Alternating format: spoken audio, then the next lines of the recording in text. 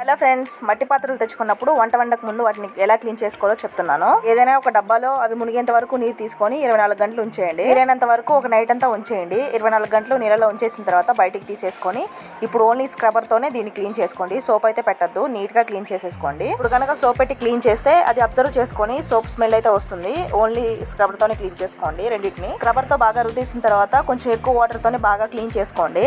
First time చేసే వాళ్ళు కూడా ఈ విధంగా ట్రై చేయండి, తప్పకుండా మీకు రిజల్ట్ బాగుంటుంది. నీటితో బాగా కడిగిన తర్వాత పాత్ర నిండుగా నీళ్లు తీసుకొని అవి పొగలు వచ్చే విధంగా బాగా మరగనివ్వాలి. బాగా మరిగిన తర్వాత అందులోనే కంప్లీట్ గా చల్లారనిచ్చి తర్వాత కింద పోసేయండి. ఇప్పుడు ఒక క్లాత్ తీసుకొని నీట్ గా పాత్రనంతా తుడిచేసుకోవాలి. తుడిచిన తర్వాత ఆయిల్ తీసుకోవాలి. ఏ వంట ఆయిల్ అయినా ఓకే. ఈ విధంగా పాత్ర అంతా పూసేయండి.